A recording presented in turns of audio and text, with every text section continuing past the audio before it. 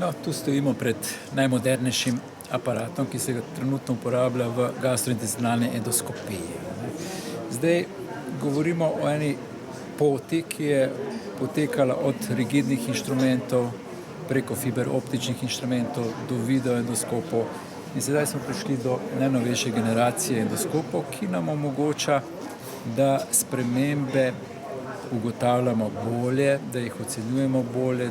Mogoče lahko rečemo, da že ocenimo njihovo naravo že na mestu, se pravi v organu.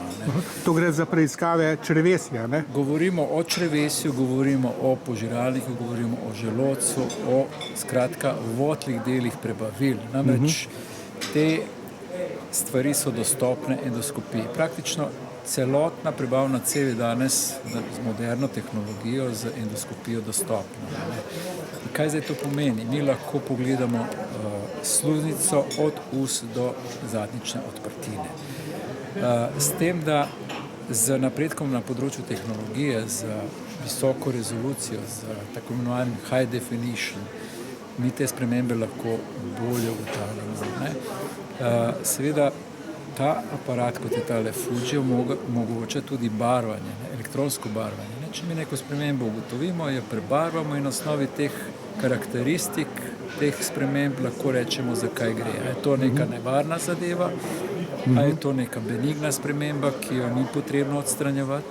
Tako da to je velika prednost. Poleg tega seveda jo povečamo in lahko rečemo, to je rak, to ni rak, se pravi, to je prednost takih. Ali je preiskava zaradi tega sodobnega aparata kaj krajša, je kaj olajšana pri pacientu? Jaz bom tako rekel, krajša definitivno ne, zahteva več časa, ampak to je pametna investicija v čas. Namreč, ko ti ugotoviš pravilno spremembo, da ne potrebuješ biopsije, ampak rečeš pacientu po preiskavi, to je to in je seveda hitrejša informacija, je ta pacient seveda bolj zadovoljen.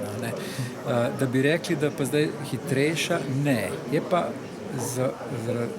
zaradi performansa teh aparatov bolj prijazen do pacientov. Mi ugotavljamo, recimo, da pri teh novejših inštrumentih ne rabimo sedacije.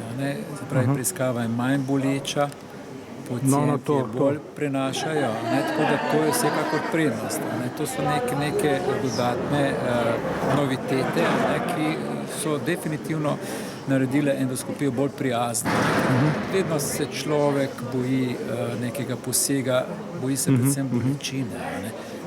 Boji se seveda neke najdbe, ampak ko mi enkrat to zelo dobro pogledamo, pa rečemo takoj pacientu nič ni, ali pa je neka stvar, ki je mi tudi lahko odstranimo takrat, je lahko tak pacient pomiren, lahko mu zagotovimo, da v naslednjih 10 letih ne bo nič in seveda to je, seveda pogoj pa je, da mi to natančno pogledamo, da ni to preiskava zaradi preiskave, ki ni zadostno natančna in da potem pacienta naročimo prej na kontrolo, kar je seveda zopet nek štrpac za pacienta.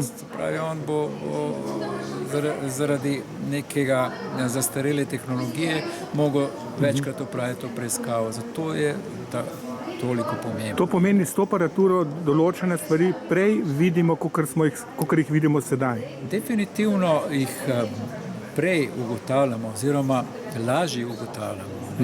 Kar pa je zelo pomembno, lahko takoj ocenimo, za kakšno naravo te spremembe gre. Je to benigna, je to že maligna sprememba ali je to povsem normalna sluznica. Tako da to se mi zdi prednost. Vi ste iz diagnostičnega centra Bled. Kakšne imate izkušnje pri pacientih? Mi smo v Sloveniji prvi center, ki je to opremo tudi dobil in smo zdaj v zadnjem letu tudi preizkušali. In seveda moram reči, da je zadeva tehnološko zelo dovršena. Ne moramo pa reči, da je to edina firma, ki je s takim inštrumentom na tržišču, govorimo tudi o firmi Olympus, ampak to so primerljive.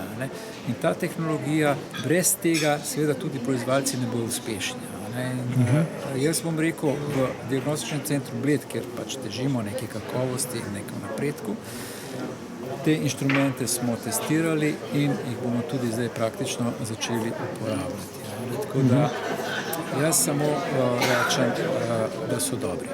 Kaj bi položil ljudem na srce v zvezi s tem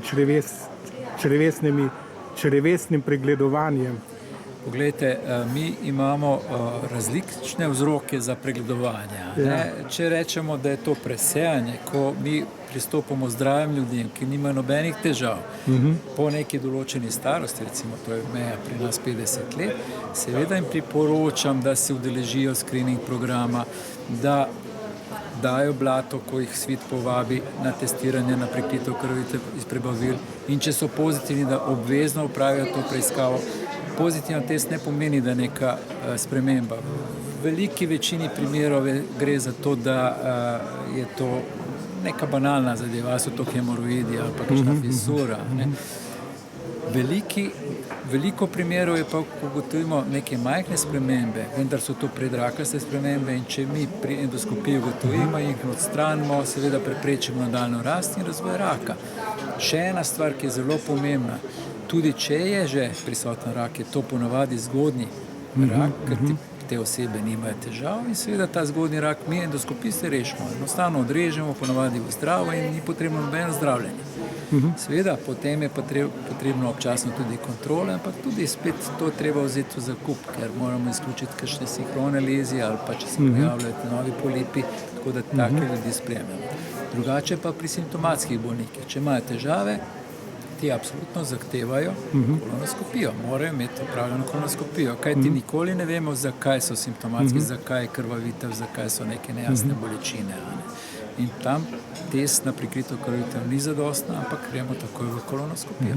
No, veliko ljudi je strah teh preiskav, glede na to pravijo, da so zahtevne. Meni se zdi, da je ta strah malo odveč, čeprav je tudi strah, da se ne bi kaj odkrilo. Ja, seveda, vedno je potrebno dati na tehtnico strahove. Zdaj, strah zaradi zahtevnosti, ne bom rekel zdaj kot endoskopist, da to ni zahtevna preiskava, ampak ne zahtevno v smislu, da bi to tako bolelo ali pa bilo tako naporno. Mogoče največji napor, če govorimo o kolonoskopiji, to, da je treba pač se pripraviti. In jaz vedno rečem, če boli, je treba nekaj dati proti bolečinam. V današnjem času moderne medicine ne sme biti bolečine.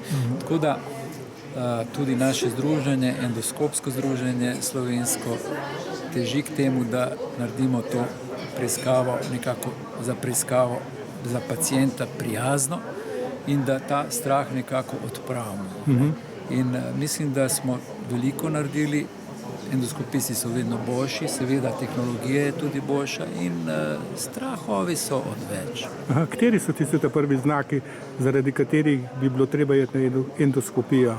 Poglejte, če govorimo o znakih, seveda mi poznamo znake alarma. Se pravi, če pride do krvavitve izdanke, če pride do nepojasnega hujšanja, če imamo nekoga v družini, ki je imel že rak v prvem kolenu, seveda te ljudje potrebujejo kolonoskopijo, ni dileme. Če so stari 50 let in več, mi smo v presejalnem programu vključili do 75 leta, seveda taki ne moremo govoriti pacienti, ampak ko so to zdrave osebe, potrebujejo nek screening.